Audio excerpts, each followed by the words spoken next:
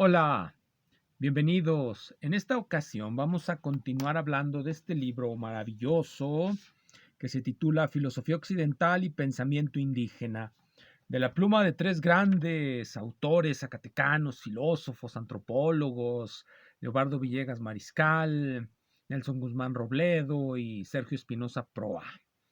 En este libro, como lo mencioné en la ocasión anterior, consta de varios artículos y voy a ir comentando uno por uno. Ya comencé con el de Johannes Neurath, que es el primer artículo de este libro y que lleva por título, aquí se voy a recordar, Filosofías amerindias, de la mitología a la teoría etnográfica. También comenté que varios de estos artículos, varios, no todos, pero algunos de ellos, y cuando lleguemos en particular a esos artículos, lo mencionaré, son o se mueven dentro de la corriente que yo he denominado en el video previo antropología caníbal. La antropología que resulta de lo que Eduardo Viveiros de Castro denomina giro ontológico, que se fundamenta en tres principios que traté de explicar en la ocasión anterior, pero que seguiré tratando de explicar en cada momento que sea necesario. Ese primer principio metodológico, que es el que va a mencionar Johannes Neurath en su artículo, el primer principio metodológico del giro ontológico en antropología, es la suspensión de nuestra creencia en la ciencia occidental, logocentrista, machista, etcétera. En esa ciencia occidental que es tan mala y que ha destruido este mundo. Opinión de ellos, no mía. Entonces, ese es el primer principio. El segundo principio, una vez que suspendemos nuestra creencia en la ciencia occidental, malévola, nosotros podemos comprender los siguientes dos principios. El principio de multinaturalismo y el principio de perspectivismo, que ya traté de explicar en las ocasiones anteriores, en el video previo, pero que puedo decir algunas palabras para recordarlo. Perspectivismo significa que todos los seres vivientes tienen una cierta intencionalidad o están determinados intencionalmente, es decir, son personas. Así como nosotros cuando vemos un pozo petrolero vemos millones de ganancias, así un jaguar cuando nos ve a nosotros, pues ve un suculento manjar, quizá nos vea como jarras enormes de cerveza de mandioca. Eso es lo que quiere decir el perspectivismo de todos los seres vivientes. Y eso abre la idea a una nueva redistribución de esa vieja división entre naturaleza y cultura. De un lado está la cultura, somos humanos y cada vez más humanos en la medida en que nos alejamos de la naturaleza, en donde somos animales.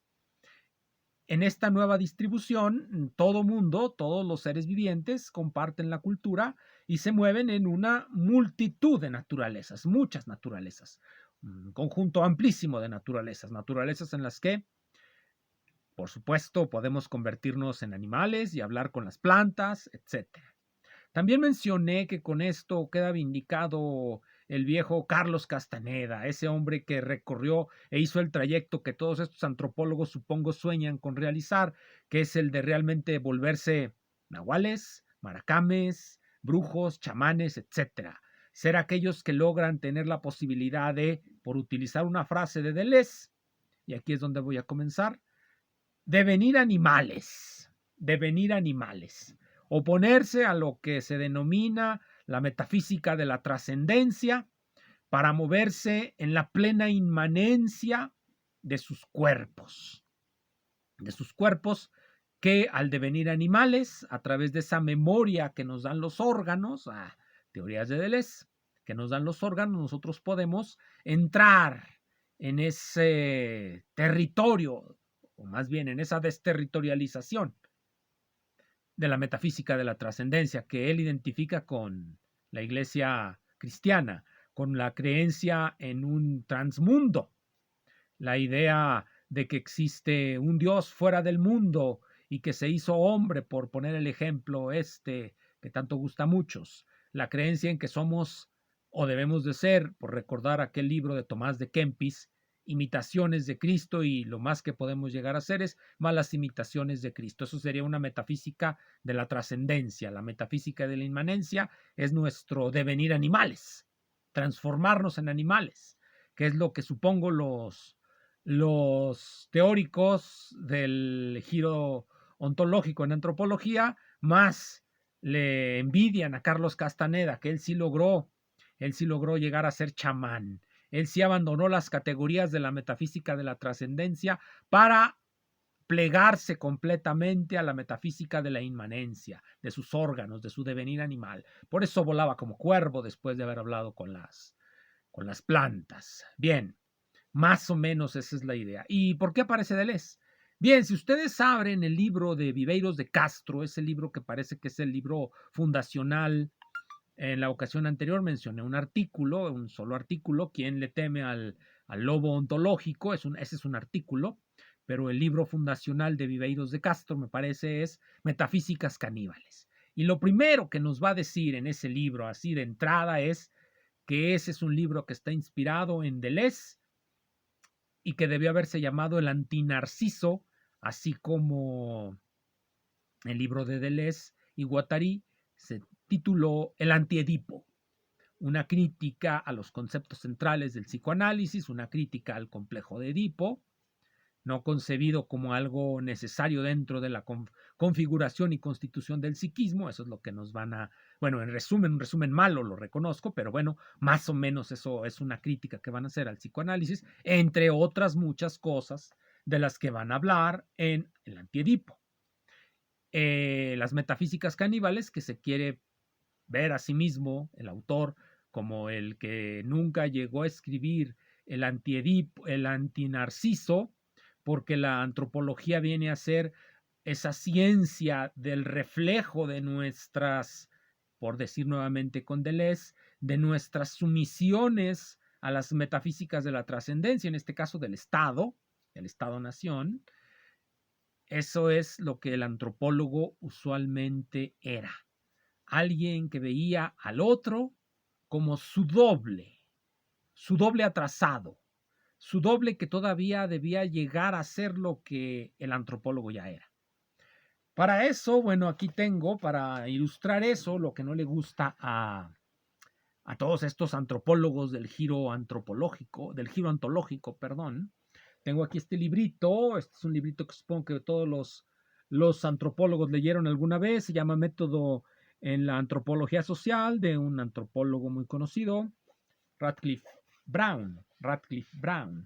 Tiene un artículo brevísimo, es el capítulo 2 de este método en antropología social, el capítulo 2 que tiene un título que inmediatamente van a reconocer todos los teóricos de la antropología.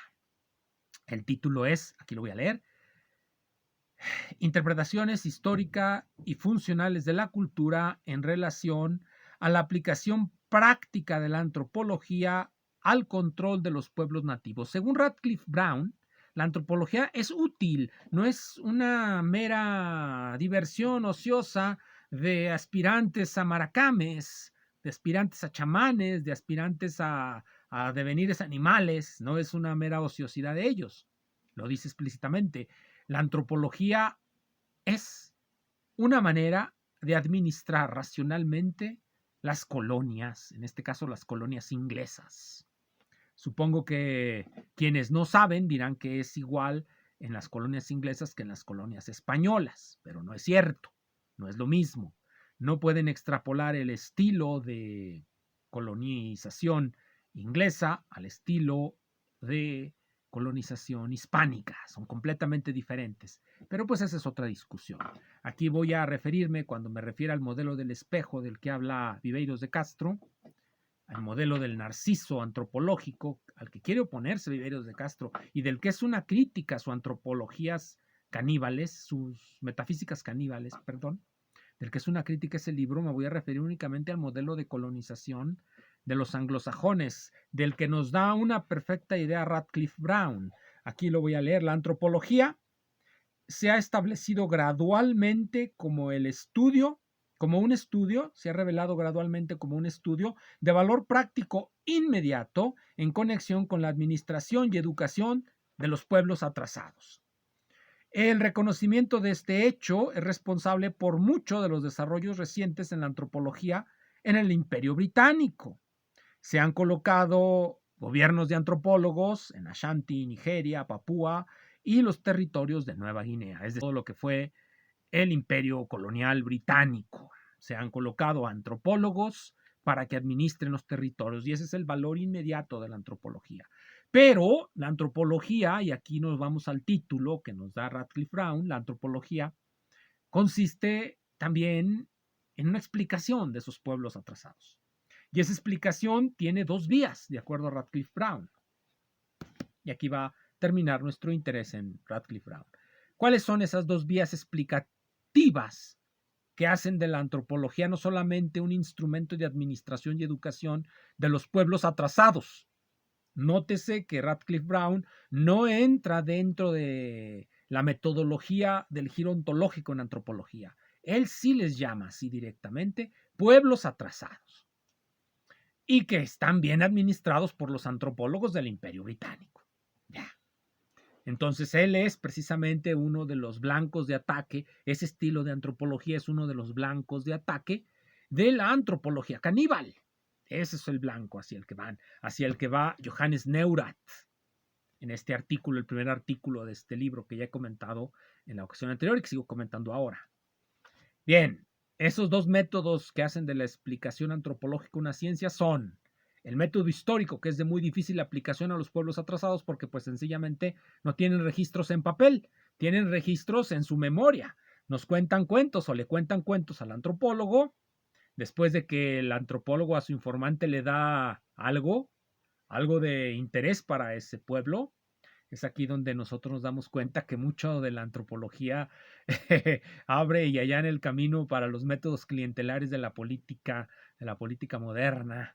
Los políticos llegan y conquistan a las gentes dándoles algo, como el antropólogo llega. Y bueno, yo conozco de varios antropólogos que embriagan a sus maracames para que les den jugosas interpretaciones o que les digan los que ellos quieren oír. Pero bueno, ese es otro problema que más bien lo dejamos de lado. Entonces ese primer método, el método histórico, pues no funciona. No es muy fiable. ¿Cuál es el método o el estilo de explicación que va a generar mucha tinta y que va a ser rechazado por la antropología caníbal para explicar lo que hacen los pueblos atrasados, los pueblos otros, por ya utilizar la terminología que le gusta a la antropología que aspira al maracamismo, que aspira a que todos seamos maracames? El término, la explicación es la explicación funcionalista. ¿Qué es una explicación funcionalista? Ah, muy bien. Es suponer que todas las sociedades humanas, no nada más nuestra sociedad, sino que todas las sociedades humanas forman un sistema y ese sistema consiste de funciones. Funciones que tienen un fin. Es decir, esas funciones tienen o están dominados por una teleología. Y eso vale tanto para las sociedades avanzadas, recordemos el modelo de Tarcott Parsons, como para las sociedades otras o atrasadas. En esas sociedades también hay una configuración y ensamblaje de funciones que permiten explicar todo lo que ellos hacen. Si hacen una danza por la lluvia, eso tiene una función dentro de su sociedad, una función que el antropólogo debe de establecer. Este es el tipo de explicación, la explicación funcionalista, que es también la explicación que se supone hace el marxismo, pero eso no nos importa ahora. Este es el tipo de explicación funcionalista, contra la que va la metodología de la antropología caníbal. Ellos no creen que haya eso realmente, eso es una proyección de la mente occidental, de la ciencia occidental, es una proyección de los modelos de la ciencia falocéntrica, machista, etcétera, esa ciencia que es neoliberal, no sé qué más le pongan, esa ciencia mala hacia esas personas, hacia los pueblos otros. Recordemos ese principio metodológico, suspender nuestro juicio. Y suspender nuestro juicio quiere decir suspendamos los modelos, la aplicación de los modelos, en este caso el modelo funcionalista, no lo apliquemos. Vayámonos a la antropología caníbal, vayámonos a la suspensión del juicio. Eso es lo que va a reiterar Johannes Neurath una y otra vez en este artículo, por ejemplo en la parte 3 que se titula Europa y los mitos, nos va a decir cómo surge la ciencia occidental de acuerdo a ciertos autores. Según él, la filosofía racionalista y logocéntrica, dice aquí, surge más bien como una reacción conservadora contra la democracia secularizada de las ciudades, donde poetas corruptos, oradores profesionales y otros demagogos manipulaban la opinión pública a favor de sus intereses. La filosofía racionalista y logocéntrica surge entre los griegos como una respuesta conservadora. Creo que coloca aquí mucho énfasis y lo va a seguir diciendo, una reacción conservadora. No es progresista, bueno, no eran de izquierda estos señores. Pues bueno, él está proyectando las geometrías políticas del presente hacia el pasado. Les llama a la filosofía racionalista de los griegos, le llama conservadora, pero bueno, quiero que no tomen en cuenta esta sutil incongruencia. Ya, eso es lo que él nos dice. Y luego nos dice más adelante, desde esta postura, y por eso digo que lo enfatiza, desde esta postura conservadora y antidemocrática, introdujeron la noción de una aletheia plana y objetiva que no debía ser manipulada en pro de intereses personales.